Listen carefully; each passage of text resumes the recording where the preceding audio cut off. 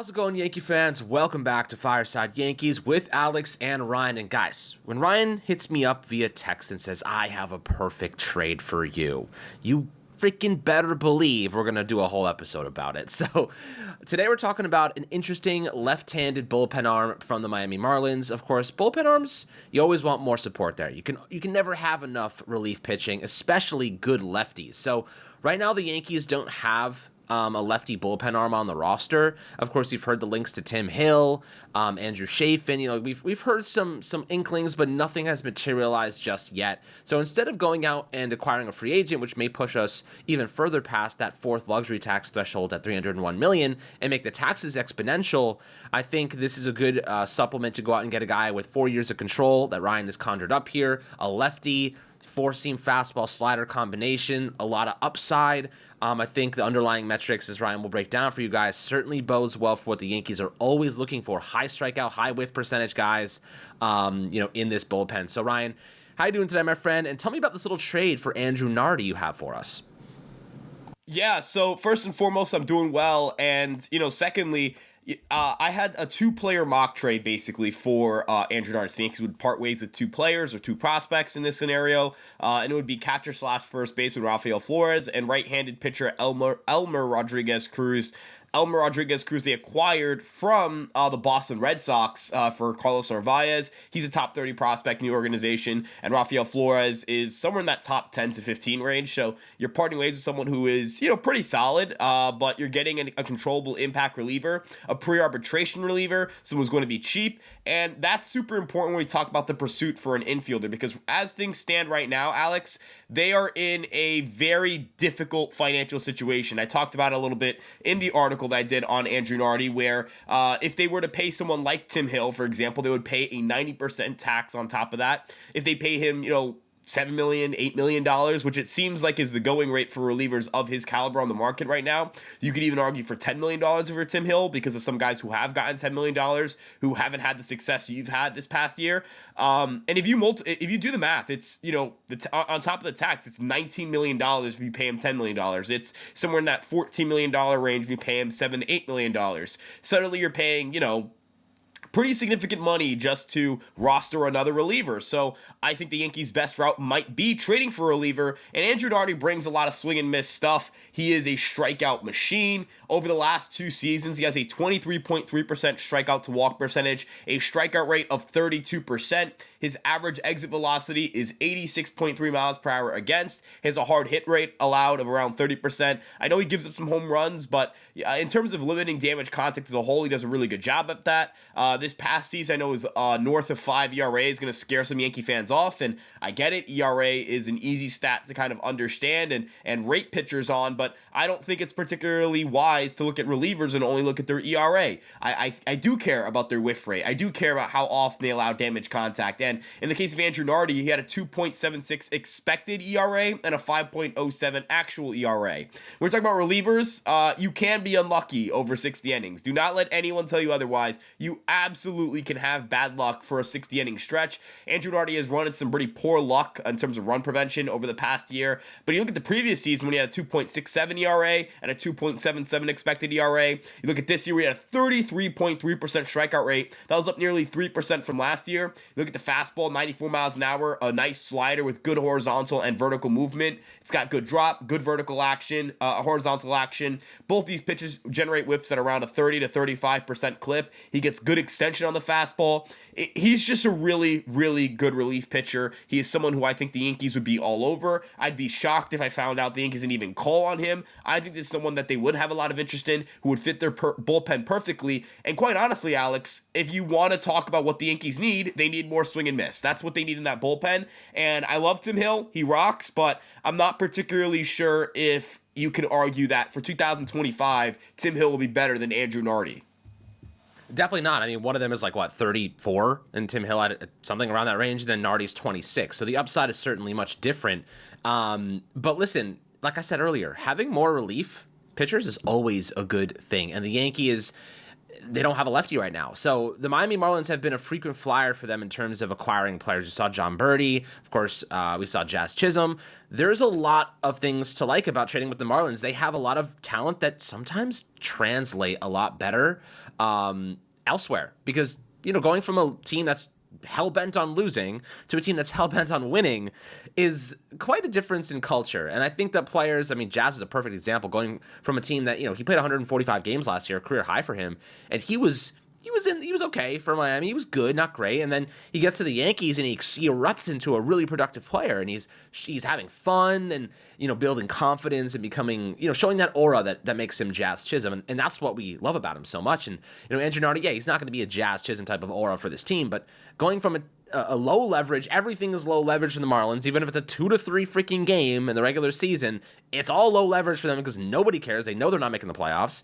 Going to the Yankees, you got to perform. And to perform, you need to up your game. And the Yankees have all the tools and analytics and resources to help these guys, not to mention Matt Blake, who's one of the best pitching coaches in baseball, reach their peak and potential. So, Andrew Nardy going after him. And, you mentioned a mock trade here. You're talking about a couple of top 20 prospects for the Yankees. Do you think that's enough? Do you think that's what it's going to require to get a player like this? No, obviously you have 4 years of lefty pitching control. You don't have to go out and supplement that every year. That's very valuable. And trading a proven MLB player for a couple of guys who have never stepped foot in the MLB before, not to say Nardy's proven per se, but the expected results are much better than the actual results. And the strikeout numbers are phenomenal. So it's just really about getting out of trouble, limiting the home runs a bit. And I think this is a very capable player. The slider, if he can just tweak it a bit, get it a little bit better, he's going to be a really good pitcher for the long term. Yeah, and again, when we talk about someone who, how do you make this guy better? He threw his fastball 61% of the time this year. I don't think that's something that he's going to do if he was a Yankee. I think he would throw his slider a little bit more. When we talk about, dominant fastball usage, and certainly Andrew Nardy has an excellent fastball, the Yankees tend to move away from that. They tend to get guys to throw their secondary pitches a little more often because they know, and this is wise, of course, you can get guys to throw their sliders more often. You're going to get them to get more swings and misses and strike out more hitters because usually your slider has a better whiff rate than your fastball. And the goal is, again, to get outs. And how do you get outs most sustainably? You get strikeouts, right? Strikeouts are outs. I know that, drop third strike, that rule, I get it. But, again, the Yankees you could very easily argue that strikeouts are the most sustainable way to get outs. And you could also just as easily argue that the Yankees didn't generate enough strikeouts last year. In fact, from 2023 to 2024, the Yankees bullpen is 14th in strikeout rate. That's not going to cut it for me. If you want a dominant bullpen, you want a bullpen that's going to be a difference maker, that's going to win you games, you need a bullpen that can strike people out. The Yankees were 19-18 in one-run games over this past season. I think they need to be a lot better in those situations if they want to win the division, if they want to win in the postseason. Let me be honest and let me be very frank. This team is going to need to be really good on the margins to win games and be very good, fundamentally and when they have a lead, win winnable games and maybe they could come back in certain games. I definitely think Aaron Judge, he's such an offensive force that you can never count a Yankee team out of a game where they're trailing, but we're talking about being ahead. The Yankees need to win those games. They cannot be blowing games where they have it in the bag. How many times last year did the Yankees have a game in the bag and you're sitting back and saying, they shouldn't lose this game. They have a 99% chance to win this game or a 90% chance to win this game. And then they just wouldn't win the game. We could talk about that game in Baltimore. We can talk about, I'd say 2 different World Series games. We could talk about the ALCS Game 3. We could talk about, the games, the loss against Boston when, Yoshida hits the game-tying home run.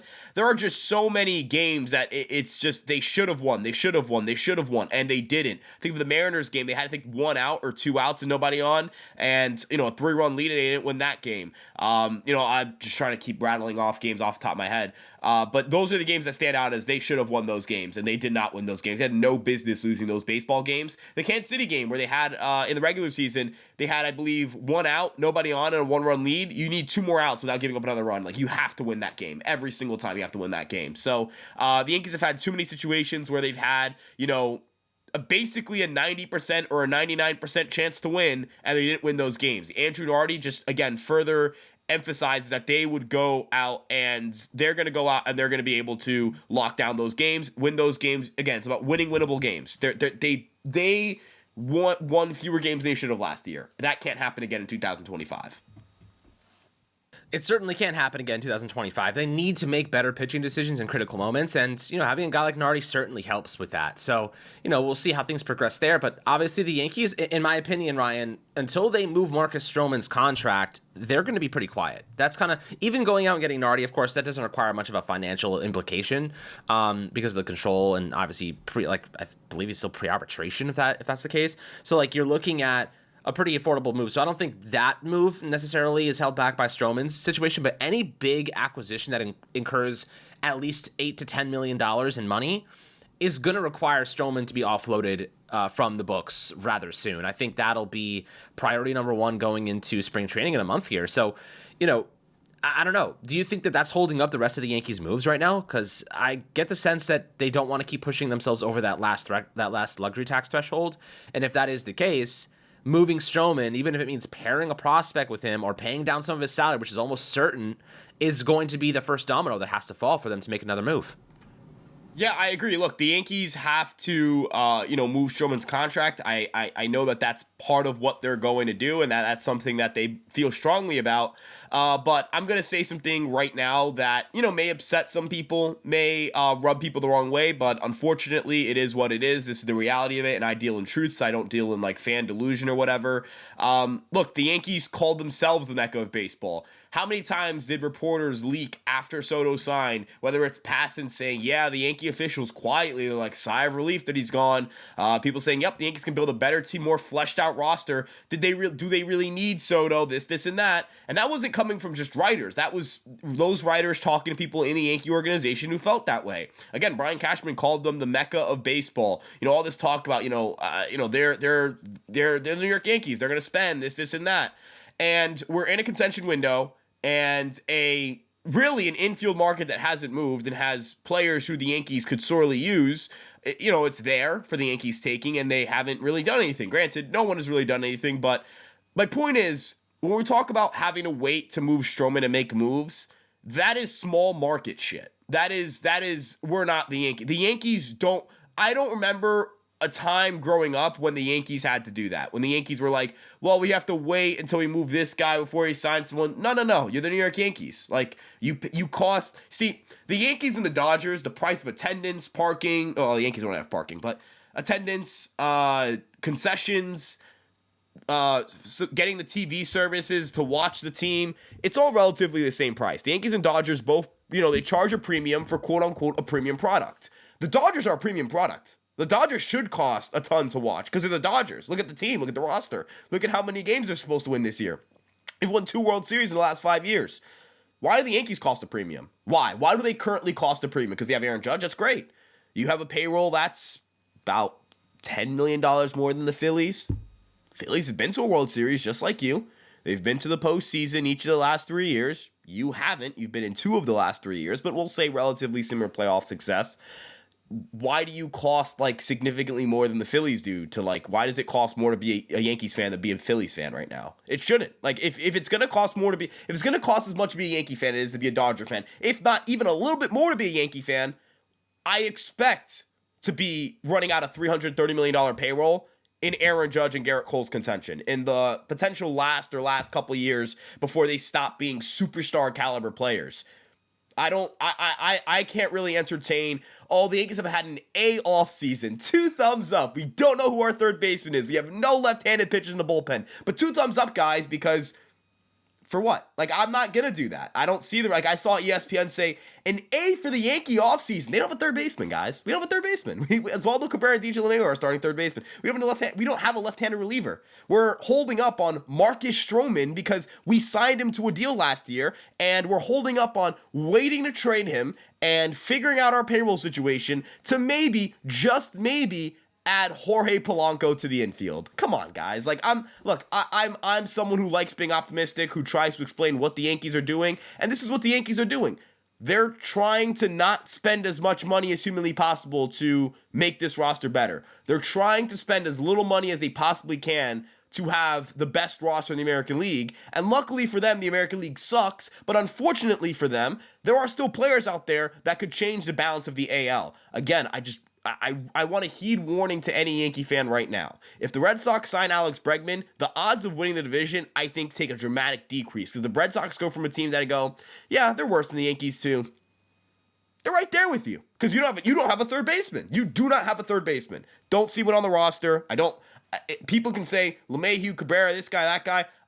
There's no starting third baseman on the New York Yankees roster. Maybe it's Jazz and you slide a guy and you get a guy for second base. That's fine with me. But for all intents and purposes, we do not have a fourth infielder starting on the roster. And, when it comes back to making moves or making decisions because Stroman's still here, you're the Yankees. You're the Yankees. How much revenue did you make last year? You're the Yankees. You can figure it out later. You can trade prospects, as you mentioned, to move Stroman's money. You can figure it out. I don't see a reason why Stroman should be stopping what they're doing, because if they think that it's acceptable to have Oswaldo Cabrera and DJ LeMahieu at third and not have a left-hand reliever, I'm sorry, it's not. And I'm not going to be one of those people who sits here and says, well, the roster's more fleshed out. Come on, guys. You have a lottery ticket at first base. And it's not a bad thing to take a flyer on a first baseman, but that's what it is. Paul Goldschmidt's a lottery ticket. He's a question mark. We know that. If I told Yankee fans going into the winter, you weren't going to get Soto, Paul Goldschmidt will be your first baseman, we still don't know who our third basemen are, we don't have a left-hand reliever, you guys would sit back and say, well, shit, it was a bad offseason. What are we doing? No one would accept that as the offseason. It's coping. I get it. We're upset. We want this team to be good. We want this team to win a lot of games. I get it.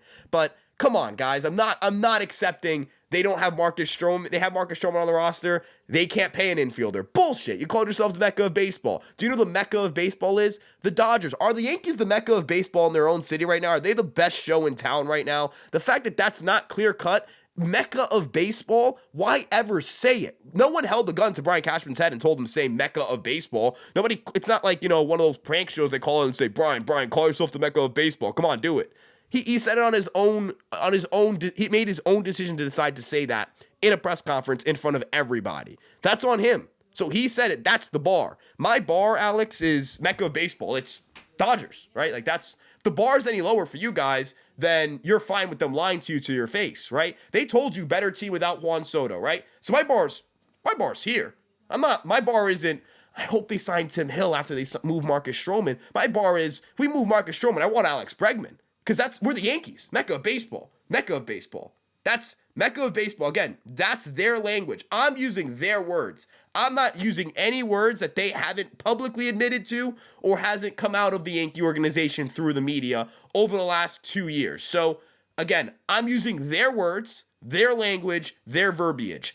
I'm not accepting moving Marcus Stroman to sign Tim Hill. You move Marcus Stroman, that should be an avenue for you to go out and get Alex Bregman, for you to, facilitate a trade for Carlos Correa, something like that, because you're the Yankees and you have an infield need and you don't have another superstar on the roster.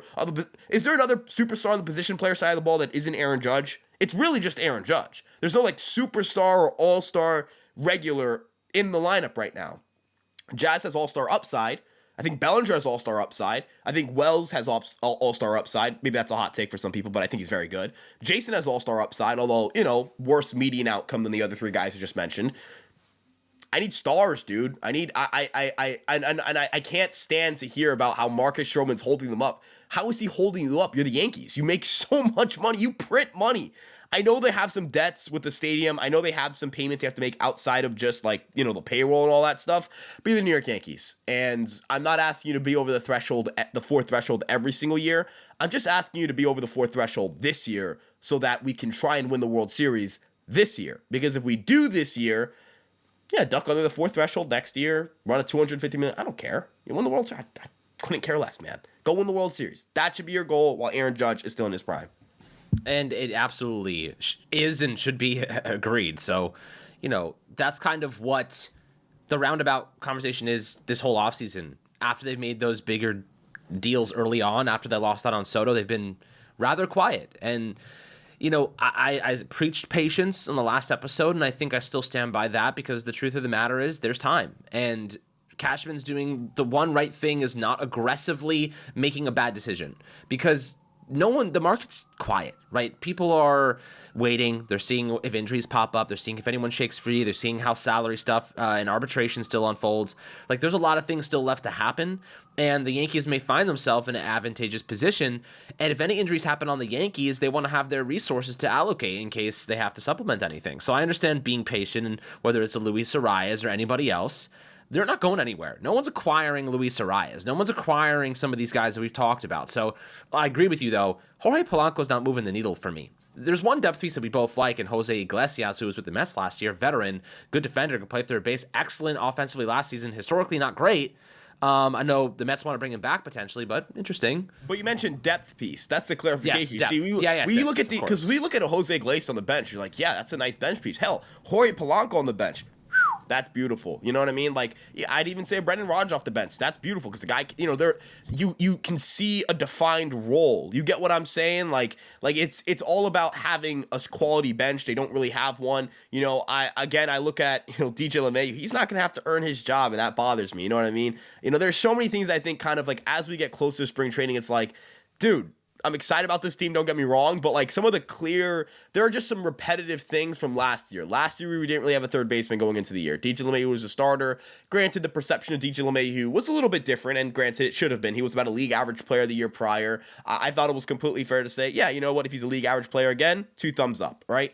But like, it's like you had Soto last year and you didn't have a third baseman. How do you not have Soto and still not have a third baseman? And not be, it's not like they don't have one, but they're in on one. They don't have one, but they're not in on Bregman. I don't get how you're not in on.